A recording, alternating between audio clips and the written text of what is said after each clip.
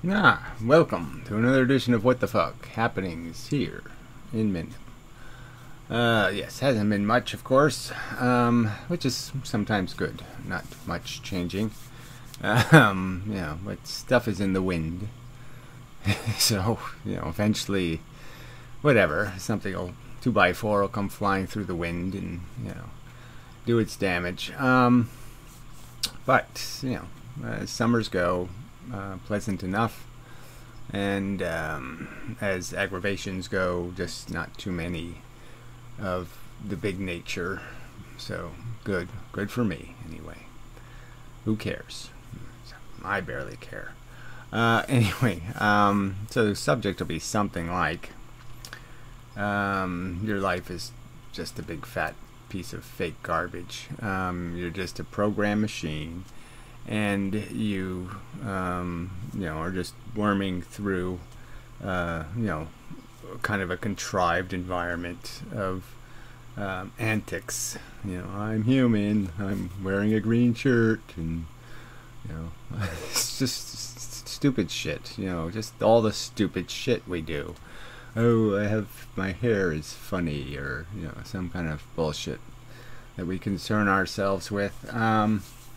And there's really just, the fact that we have this ambition thing, this thing like we're accomplishing something.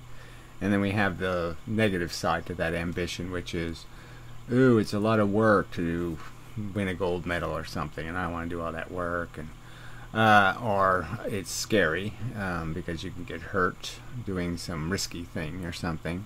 And so there's just this conflict between our ambition and our risk aversion, the attraction and repulsion. And so just like some sort of physical device, we're just caught in the tension between our attractions and our repulsions. Much like an electron in an atom. It's repelled by the other electrons, and then it's the attraction is sort of fake between it and the proton, and in the sense it's really just environmental repulsion that's pushing you towards the proton. But anyway, it's the same sort of mechanical thing. We're just caught in between the circumstance of doing the right thing, which is, oh, that's no fun, and getting fat, or being poor, or all the negative things that happen from your aversion to doing the unpleasant stuff, the repulsive stuff, required to position yourself in better tension, so to speak, in a less tense place, a less hostile environment. So it's something like that. That wasn't really, I don't think, just thinking, I don't think I intended to start that way, but that's the way it started. So this all, it's sort of connected to, I watch, 10 seconds of Anticonavod videos here and there or something, 35 seconds of his video, and you can already get the theme. And so one of them, the theme was, I'm a man and I can take it. You just toughen yourself up to the brutalities of life, because that's all subjective. Pain is not really anything you can't, it's just really easy to manipulate. And therefore, and fear and those kind of things, you can just rid of those really easy. So you just modify your repulsive elements to some circumstance, and then everyth's gravy. Everything's just fun and fantastic because nothing can hurt you, and blah blah blah, because you're a tough guy. And the simple argument is you can do exactly the same thing to the ambitions. You can do, your attractions are just as mutable, I'd say even a lot more mutable, close enough, mutable, anyway, manipulatable, changeable, distortable, as all the rest, and making distinctions between your fetishes and your preferences and your orientations and all these, it's all the same crap pretty much. But the real advantage of playing with the attractive elements is you don't have to play with something dangerous like fear and repulsion and all of those negative things. So you don't have to do the experiment of change by experiencing the unpleasantness. Usually to get yourself over something, you usually have to basically drown in it. You have to go wallow in it. There's the famous G. Gordon Liddy story of, he said, I was afraid of rats, and so he went to a junkyard and flooded himself with rats, and then ate a rat, just so he could get over his fear of rats. Now, I don't even know if that works, frankly. I think it has to be a little more of the training session has to involve a little bit more complex psychology. The positive reinforcement has to maybe have balloons and a birthday cake and with rat next to it or something. I mean, you have to be a little more subtle in how you do this transitioning from a fear to a I don't care, or from a I need desperately to a I don't need it at all. I really shouldn't have compared the two things again. It's like I said, changing your ambitions is so much easier than changing your fundamental reflexive knee-jerk and psychological jerks, because those are conditioned over time. And again, the only way you can uncondition is to create an opposite experience. So you have to take something for which you have negative experience, and you have to overwhelm it with a bunch of positive experiences in the same circumstance. So your brain relearns that it is, say, fun to stick knitting needles through your palm or something. You can start to enjoy it. Because you synthesize it through some mechanism where that makes sense somehow, like all the people applaud. So when you stick the needle through your hand, all the people applaud, and that's what you're really getting off on. So it's not like you've completely made the negative go away, but it's worth it because you're getting this positive. So this is where the subtleties get in, because if you're still feeling the pain, you really haven't escaped it. You're just finding some other need to satisfy, to justify the expense of it. So that's not really getting above it, getting free of it. So I would argue that part of this philosophy of the brick-headed, whatever they are, tough guys, is just crap, because you're still going to be vulnerable to sensations that are just obnoxious. And your mind over matter thing, your concept that I'm going to just say I don't care is going to make the pain go away is pretty much nonsense. So I would argue that much of this ritualistic demonstration of when people do this stuff to demonstrate their above-itness, the guru types who set themselves on fire, all they've done is they've practiced not reacting. So they've essentially broken down the reflexes, the really mechanical ones. And they are experiencing the discomfort and the pain. They're just learned how to not go, ow, ow, ow, ow, ow, that hurts. They're not reacting to it. And that to me isn't nearly a complete enough victory to declare victory. That's not winning. Being moot, putting a gag on yourself doesn't change the torture, so to speak. If you're being tortured and nobody can hear you, it doesn't make the torture any more fun. Why did that happen? I didn't do it. I wasn't anywhere near it, right? That just popped up, right? I mean, I didn't do anything, did I? I didn't touch anything. Did I? I don't recall doing anything. I was just sitting, completely innocent. So it's an interesting subject, this, and they sort of think that it's a free will process or something, that somehow I'm willing this thing, and therefore I'm doing something. When obviously, if you just look at it, you can see that these are just ideas in your head, and the ideas always come from somewhere. It's like the idea of a piano comes from the fact that somebody pointed at a piano and said, "That's a piano," or a book had a picture of a piano and it said piano under it. You don't have ideas from nowhere. You have ideas from somewhere. So if you get the idea, I'm going to be Mega Man, and I'm going to control my reflexes, and I'm going to be above being hurt by life, and my wife can leave me, and then anything can happen. It ain't going to hurt me none, because I've modified me into something magnificent. And all you've done is a psychology has modified you. Just like the guru. The guru he wasn't born a guru who says, "I'm going to light myself on fire someday." He was talked into it, so to speak. He was programmed into it. It didn't just happen out of nowhere, out of a vacuum.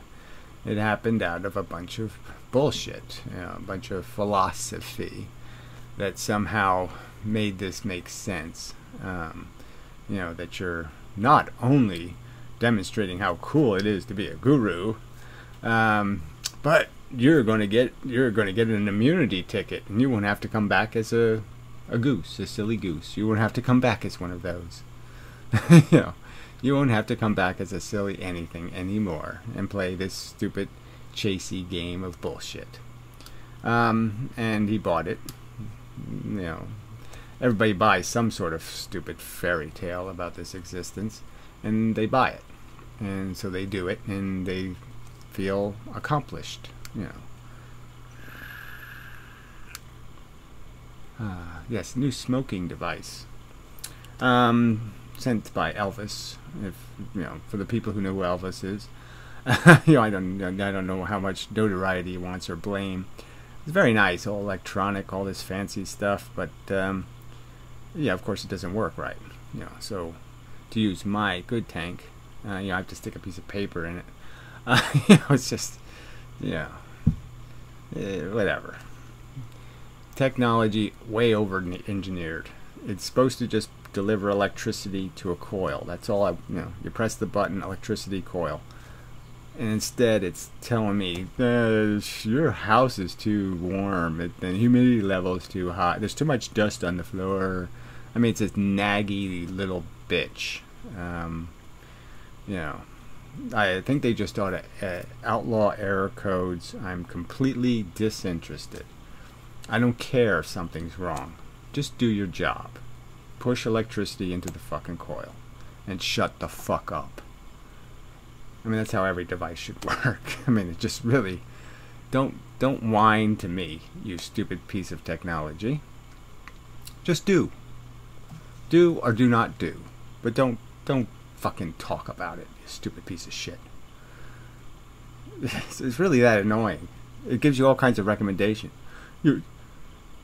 Don't abuse. Yeah, okay, I know not to abuse. How did I abuse you? I pressed the fucking button, you retard. It actually has a message that says don't abuse. How did I abuse? I pressed the fucking button and you give me a stupid goddamn nag. You fucking piece of shit. So it really does make you want to just throw it as far as you can throw it. So I'm not going to recommend it at all.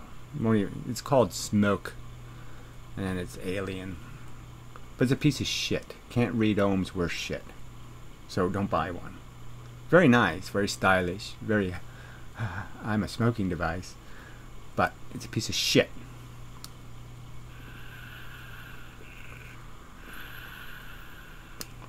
Okay, so back to the fun. So this is the question for. So again, we're back to the victim, which is kind of an unpleasant word, but the life realist who understands that you pay for everything, that we don't do anything for free. Any fun stuff, any cool stuff, It's like you get the pictures from space, or oh, there's that. Well, yes, it's obvious, very dangerous. You could blow up at any time. It's, you know, Apollo 13 thing, or whatever, 11, whatever the fuck the bad number was. 13, I guess. Lots of shit can happen. So yeah, life is all covered in the dangers of everything, and you know, it just, that's the truth of it. I mean, it's very dangerous existing. All kinds of bad things can happen to you and the things you care about, and it's very unpleasant. And that's just the fucking truth. And these stupid perpetrators who just keep making rationalizations and excuses because they're just like, oh no, I can make all that bad stuff go away. Just remember, most of the people that slip on banana peels are ignorant Mexicans, so who cares? You know, most of the people killed by blah blah blah blah are, you know, fat and stupid, so it doesn't matter. I mean, they just kind of try to come up with ways to make the victims go away. Oh, it's just Darwin doing his business, you know, weeding out the morons. Ha ha ha ha ha. You know, the people who drowned, you know, 15 feet from the no swimming sign. Oh yeah, well, it doesn't matter if they're suffering because they're stupid, so it doesn't matter. You know, but yeah, just excuses for more perpetrating, more, let's just keep setting traps so they can snap. Yeah, it's really cool because I really love the swinging part. Okay, I'll admit the part where it crushes stuff, that's not all that cool. But you can learn to like being crushed a little, so it's not too bad. You know, just because they're into the swish sound. That's it. They just want to hear the swish of the trap. Oh, I could fuck that all night, that swishy sound. You know, and that's it. And you know, I'm making the simple argument. Instead of becoming insensitive to the crush, just become fucking, make the swish irrelevant. Find something else to fuck. You know, your own belly button. Works for me most of the time. And then, yeah, life is so much simpler. I don't have to go out finding something else to fuck. I can just fuck that. So yeah, just find something that almost is similar enough and learn how to make that just as cool as the real thing, so to speak. The thing you're just going to replace it with. And that's a real doable transition because you don't really have to have any pain because it's all fucking. You know, and so yeah, at first, okay, oh, it's not nearly as cool. But you figure out how to make it as cool. And so it's all kind of fun because you're still fucking. And it's just not like great fuck versus, you know, mediocre fuck. But eventually you learn how to, you know, create enough fake palm trees and enough fake sand and enough fake water that you make it all work. And that's so much easier. So transitioning your ambitions is a lot easier than becoming insensitive and saying, go ahead, pour oil and water on kittens, you know, and then put them in the cold rain, and it won't bother me any, because I'm tough. You know, not going to make me sad. Yeah, that's a lot harder to do, in my opinion, because doing that experiment, you know, trying to rationalize that it's okay that there's little tormented kittens in the world, you know, that's going to take you a while, first of all, because that seems tough. I mean, it's a pretty, you got to go really wacky in the brain. You got to come up with some kind of really bizarre Three Bears kind of fantasy to ever make kitten freezing in the rain a good story, an okay thing, something that doesn't matter. You know, no need to rescue. No, that's going to take some work. I can't even reimagine it myself. But let's just say it's possible to become insensitive to that in some sort of rational way, or a reasonable way, without completely turning, you know, all sensibility upside down, all reasoning, all facts, without destroying all the basic facts of your existence. Yeah, it's not that doable. So it's just bullshit to pretend, oh yeah, I can become immune. Now, again, you can come up with certain things you don't like styrofoam. The sound of styrofoam always bugged me. You know, two pieces of styrofoam smashed into each other. And so I did become a little bit, for a while, I was quite insensitive to it. I mean, but I've become resensitive, which is kind of funny. so it wears off. So sometimes you can do this. I did the flooding thing. I just deliberately ground, just to say, come on, I got to get past this stupid, obnoxious, just a stupid sound. I can make it go away. And you can, but it might come back, which it has, because it's some sort of, it's some sort of old reflex to that certain sound. I don't know why we have a reflex to it, but somehow styrofoam is like snakes or something. It's ingrained into us to say snake bad, hit it with rock, something like that. I mean, that makes sense, evolutionary, but you can't find out why this sound makes any sense. But maybe it's just because it's a sound of, like, maybe it's similar to trees falling or some other sound that we always had to be kind of, we had to knee-jerk our way out of those situations quickly, and we had to do it when we were very young without an education. So it was kind of thing, we had to know about the pianos before anybody pointed to pianos and said, look, piano on a string, don't walk under it. So that's where some of those reflexes come from. It's just that we as infants needed to have some knowledge to be able not to walk off cliffs, for example. So we had to have something built in that says, no, don't walk off the cliff. Yeah. So back to the story. So there's two parts to your life. There's the price paid and the way you calculate that, the stuff that seems like money to you, that seems like value. So, and we all have a different set of, I don't want to do that. For me, choking on my own vomit or something as I'm dying from cancer. No, I don't want to die that way. Heart attack may be okay. Brain aneurysm may be okay. There's certain things that seem okay, and other things seem not very okay at all. And those are my sensibilities. I can tolerate some stuff in the, in certain buckets, and I can't tolerate stuff in other buckets. It's like I can have, you got different kinds of miseries. A headache versus pulled groin muscle or something, and for one person this one's going to be, really awful, and for the other person this one's really awful. So we have these different sensations. We have a different state of well-being based on these subjective sensitivities to these different environments, based on how much the styrofoam makes us insane, sort of thing, how much our conditioning has us reflexively reacting. Oh no, just Felix Unger versus Oscar, in the sense of somebody who's just, dust averse, and somebody who, hey, I'll eat it for lunch. You got a big, give me a dust hamburger and I'll eat it. I mean, and so we are very different in terms of what we have as fears, and maybe even how numerous they are, how sensitive we are. And it's just logical to say that people are like that. I mean, some people experience pain much more vividly than other people experience it, probably. It's something you can surmise as being true. And so when you say something like, I have a headache, to somebody else, they could be saying, oh my God, call 911, because to them, having a headache is really bad. And to somebody else, it's like, so what? I have a crooked toenail. I mean, who cares?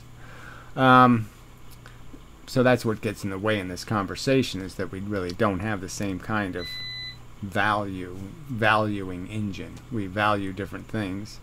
We're sensitive to different things. So on the repulsive scale, there's a lot of diversity. I would say there's some common themes that most people understand how, it's not fun to have a headache, and certainly, and or a stomach upset, or some sort of broken tooth or something like that, some kind of real hard pain. And we'd probably all be able to agree on a certain amount of that.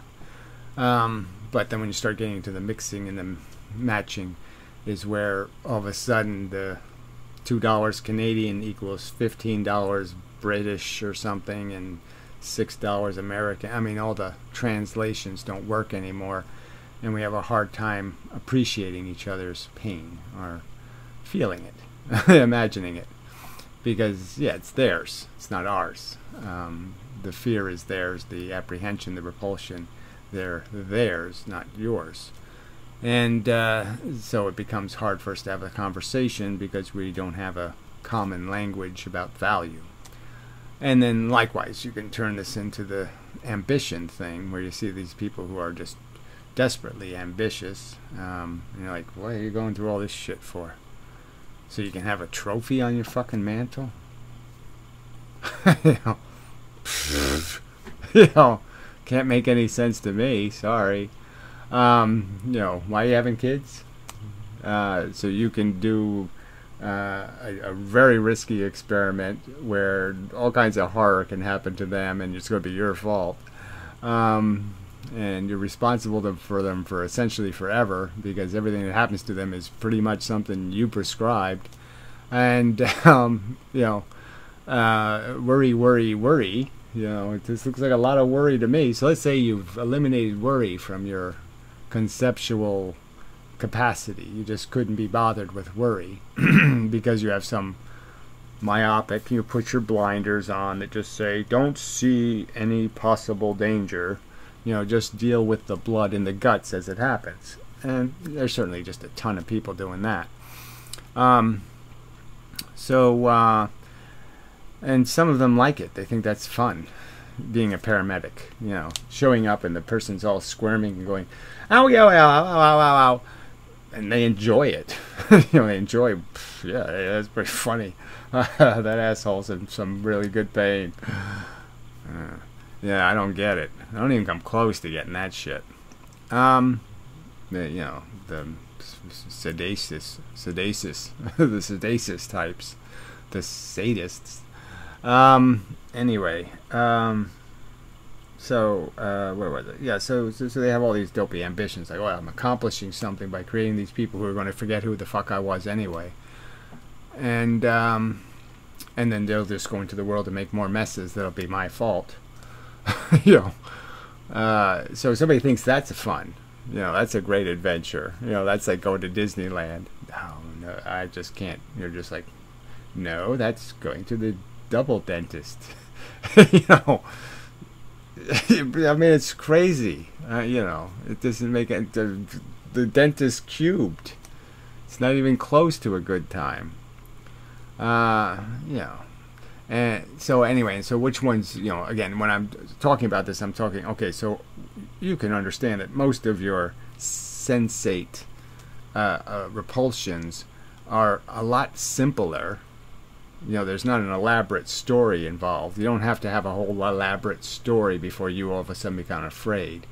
The story is just pretty simple, you know, choking on your vomit or something. I mean, it's not a complex story. Where our attractions require all kinds of Disneyland features. It has to be a magic castle, and there has to be fireworks, and the streets have to be clean, and blah, blah, blah, blah, blah. And you have all these little standards for your ambitions. You know, a whole big, stupid, idiotic narrative goes with them about what an adventure you're going to have, and you know, the things that'll happen on it. And it'll be, you know, it'll be like a movie, you know, and there'll be a whole story where I didn't know I was a Jedi, and then I found out I was a Jedi, and then I handed down my Jedi powers to my prodigy, and blah, blah, blah, blah, blah, and they fought the Empire, and blah, blah, blah, blah, blah. You'll have to have some kind of whole silly, crappy story tied to it. Just like often our arousal, you know, sexually and stuff requires a whole complex narrative where to kill a boner, you know, is really easy. You know, you don't have to have much of a thought at all to kill a boner. And sometimes you have to have a very complex thought to make one. You know, a very delicate, very well composed scenario, and there just can't be any dogs barking, and there can't, you know, you have to filter it very carefully, the little you know, ambition thing. You have to turn it into a whole conquest and a whole yeah, very delicate thing. And the repulsion is just crude and simple. And so that's my counter argument to these perpetrators who want to pretend, oh yeah, I can make myself insensitive, I can be tough, it's really easy to be tough. It's an idiotic argument. It's really easy not to need. Okay, changing the fact that you need stuff is really easy to do. Recognizing, just doing that whole logical thing where you just say, I should be happy today just because I don't have Lyme disease, and all the little miseries I don't have, and so there's good reason for me to say, hey, this is a great day. And that's really quite easy to do psychologically. And it's quite easy to make everything else kind of unnecessary and frivolous. And, I don't need any fancy this or fancy that. I don't need any project to raise a child. I don't need all this crap to be happy. I'm not that complicated, really. And if you really look at it, you're really not, right? I mean, all you need is some decent air to breathe, a decent temperature to exist in, no knitting needles through your hand, and the rest of it's just your imagination to make a game. Tell yourself a story, and maybe do a few things to try to modify your preferences, so you don't need anything too complicated. Just a belly button to fuck. Just something. Just make it simple, stupid. And that is so much more economical. So destroying your ambitions is such a greater economy in getting rid of your unnecessary needs than there is trying to make yourself insensitive to the price paid for your gluttony, for your ambition, for your need to have it. So getting over our need to watch the Olympics is so much less expensive than trying to make all the losers happy and all the people crippled happy and all the, to fix all the broken created by the stupid contest we created. It's just so much easier for us just to transition to some other flavor of cake or pie or yummy, yummy, good, good. Just find something else to consume, and it's gone. I mean, really, it's almost like if you played a trick on human civilization, and they secretly just didn't have the Olympics the next time. Every 2 years they just said, "No, we're not going to do it," and they didn't. And they basically made a news blackout, so nobody talked about it. I wonder how long it would occur to the average person. Hey, there hasn't been an Olympics for 10 years. They might not figure out that, just so you could see how each person would react. Obviously some people who are making a living off of it, they would notice, hey, there's no Olympics, I'm not making any money. But, for the average viewer, he might go quite a while before he figures out, hey, there hasn't been an Olympics for 25 years. What's going on? So that's how imbecilic this whole thing comes down to, is that you could demonstrate probably statistically that people could live without this stupid bullshit so easy, so fucking easy, and it undoes absolute horror. It undoes 13-year-old girls under burning gas trucks. It eliminates all the risk, all the downside, and you lost nothing realistically on the upside, because you didn't even really need it. You only needed it when they gave you a taste of it. They gave you one potato chip and you said, oh, that was good. Can I have another one? And another one, and another one, and another one. You just caught up in a cycle of addiction. So that's a key word. I'm always, addiction, evolution, consumption, reproduction, addiction, parasitism. Crap. It's just, these are concepts that are just rock solid motivators, controllers of us as computers.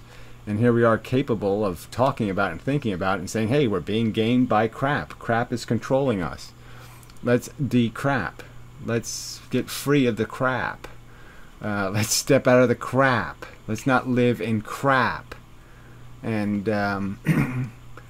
it's still a program. It's not like we're inventing the idea, right? The idea of getting out of a pile of, if you're stuck in a pile of crap, it doesn't exactly take a huge, you don't need a supercomputer to figure out, hey, let's get out of the crap. So let's get out of the control mechanism. Let's get out of the binding mechanism that has us keep turning a meat grinder and saying, this is fun, isn't it fun? I'm sure having fun. Aren't you having fun? Are you a sissy? You're a fucking sissy because you're not having fun. Aren't you having fun, sissy? You little girly boy sissy? I mean, this is how these assholes act. These anaconda bots. They must have so tiny a dick, because they have to sit there and fucking compensate with, I'm tough, I can take it. Yeah, you can give me any kind of pain, I'll take it. Pain is fun, pain is good. I mean, what kind of psychotic does this bullshit? Sits there and makes excuses for kids getting paralyzed because they played dodgeball in grammar school. And he says it's, fuck the little weaselly wimp. Fuck you for thinking that's bad. That's just part of the fun of life, being in wheelchairs and drooling on yourself and having somebody, change your diapers all for the rest of your life. That's just part of the fucking fun, you fucking pussy. What kind of fucking lunatic sits there and makes arguments like this? Anaconda bot. Indian guru loonies. People who think Buddha was onto something when he was a fucking idiot. He fell for he thought he was talking to death. He was talking to some bush or something, with a bird in it, a mockingbird. He had a conversation with a mockingbird.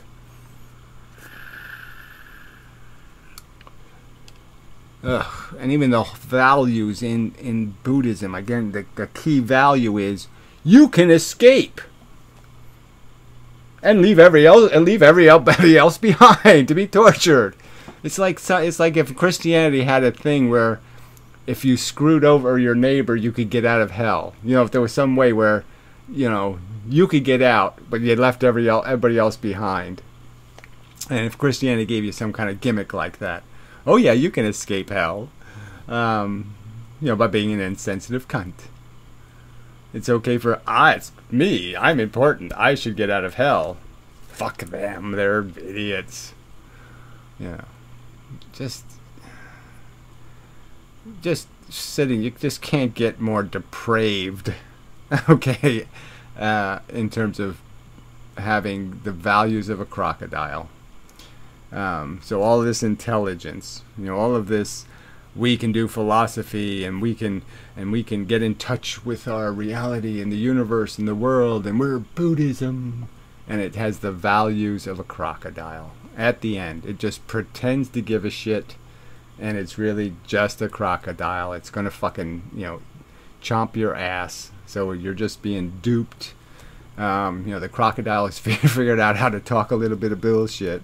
Oh, suffering is bad. Oh, life is suffering. Here, let's fuck them. Yeah, let's fuck them and give them suffering so we can get the hell out and go to nirvana. Let's make a staircase to nirvana out of our dead children. That's the Buddhist philosophy. Yeah, make a stairway to nirvana out of your dead children. If that ain't a crocodile, what the fuck? Even a fucking crocodile wouldn't do that. He might make a staircase out of somebody else's children, but he wouldn't do it out of his own. And these fuckers will do it out of their own kids. They're so fucking mercenary. You could go on and on about all the illegitimate bullshit that people have revered. The revered quantum mechanics, the revered, just all bullshit, fucking bullshit that people live for. Their silly Christian ethics, and it's all just so disgusting. But that's a whole nother. That's just more of this conversation about how we have allowed ourselves to be so poorly programmed. We have to spend our whole life just trying to get all of the bad information out of our heads. The places where the idiots pointed at something simple like piano and said, teleportation device. They just mislabeled everything. And so we have all these wrong ideas about how the physical world works. What's quicksand and what's tarmac, and what's high and what's low. We've gotten a bunch of terrible references from our culture and our moronic parents, and you have to basically spend your whole life figuring out that all those words are bullshit. They're all wrong definitions, and everything's been put in the wrong place. And I've been fucking turned into an idiot by these people with this bad language they've used on me, misrepresenting everything. Free will. Again, just such a. We're we're sort of to blame in the sense that for maybe 35 or 40 years of my life, I didn't figure out that the concept of free tied to something like without a from, free from, was an abuse of language. That there is no free, there's only free from. So you can't have a free from will. There's no free from. The will is always bound to something that causes it. It's not free of cause and effect. It's a mechanical will. It comes through a mechanical process, and you can't get away from it. You can't separate yourself from that fact. You're a fucking robot. You don't like the term. You don't like the concept. Too bad, because that's the fact. You're just a fucking program machine. You're a vacuum cleaner. You're a washing machine. You're a device with little mechanisms running that are ding, time to spin, ding, time to, you're just, you're just a bot. And that would have been such a valuable piece of information when I was 10 years old. To be able to understand, oh, you mean all this crap that's going on inside of me is just that crap. It's just a bunch of consumption. Intend to, another way to say, the reproduction is just built into the sex drive thing. So, we don't intend to reproduce. We intend to have sex. But anyway. But the key words are the consumption, the addiction. I need, so I can win the evolution war. And the addiction thing, the mechanism is addiction. Just give you the one potato chip, you want more potato chips. Just get you caught up in it. Get you needing it. When you can need completely different things. You don't need to have that stuff. And, the other analogies, you can use a ton of analogies, but it's like the high maintenance people, the people who learn to live on millions of dollars a year, and the stuff they worry about, right? The absolute nonsense that bothers them. They'll beat their kids with, wire hangers. Don't use wire hangers! Like, oh my God! The world has come to an end. What if I put a dirty wire hanger in their closet? Just imagine the hysteria. I mean, they might have a faint right on the spot. Because they've become so distant from reality, It's just, So, these were guys, I don't know, the fish and wildlife, they call it now. So it used to be called fish and game, because at least they were a little bit honest about how their purpose wasn't to save animals, it was to kill them, maniacally, and to create a mechanism for people to buy tickets to go kill things. So they're really the department of kill the animals.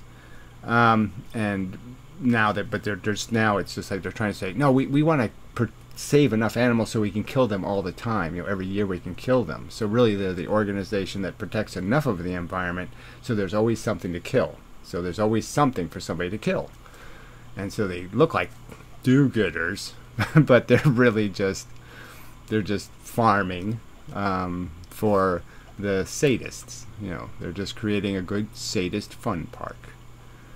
Let nature be fun for the sadistic assholes who like to watch things bleed out and go, oh, that hurt, that hurt, that hurt. Because they somehow like to show up and watch that happen. I'm going to watch it choke out its last bit of blood. Oh, look at that bit flying out of its nose. Ooh, oh, that's so cool. I really love that part. Oh, God, I just hate this planet. Hate it. So anyway, I think we're winding down. I'm late. I should have done this last night, but I was just, I was too tired. Shit, there's just stuff. I mean, nothing important. It's just, it's work. I know it might not seem like it's work being me, but it's work. It's really difficult.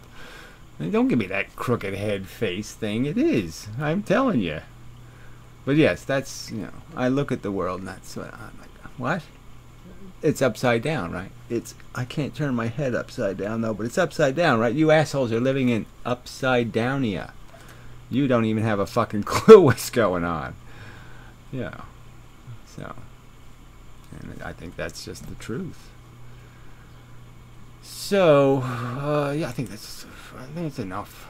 No point in beating it to death, as they say, or something like that. Somebody said it somewhere eventually, and then everybody else just said, oh, that's pretty cool, beating to death. I like beating things to death. Yeah, let's keep that phrase, but that's fun. Yeah. But there's no point in doing it. I admit, once it's dead, you don't get as much blood coming out. It ain't nearly as much fun as beating stuff that's still alive. So you can get more blood to come out of it because the heart's still beating and it's still pumping blood, and you get more blood when you beat the living things. So, yeah, so there's no point in beating them when they're dead. So just get some new living things. Have somebody make some more and then we can put them in the meat grinder and keep the blood flying. Because that's fun. Because we're tough guys. Fucking assholes.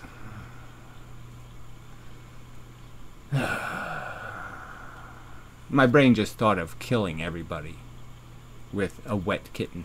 Beating them to death with a wet kitten. Just as a metaphor thing. I would like to just stab them with paralyzed people. I know. Why does the brain do that kind of stuff? But yes, I'd like to impale all these assholes. Just fucking impale them with a paraplegic. I hate people so fucking much. And I by argument, perfectly rational thing to do. Just makes perfect sense. There's just no way to make that nonsense. That's nonsensical, Gary, to hate people. What are they doing that's so bad? They're fucking turning the grinder, you fucking idiot. They're setting the traps. Snap traps. They're just to keep doing it. Instead of just saying the trap snapped, okay, we're done. We're not playing with traps anymore. They keep resetting them, resetting them, resetting them. How can you not hate the trap resetter? Fuck. How is it rational not to hate trap resetters?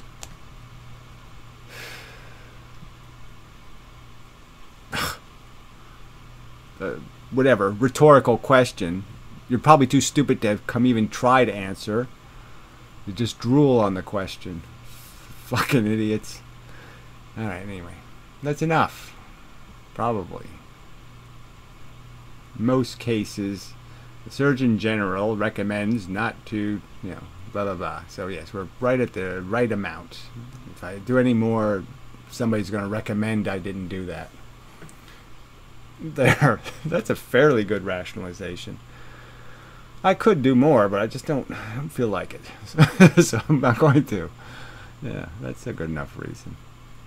So anyway, thanks for showing up and listening all the way to this point in the video, and appreciate it.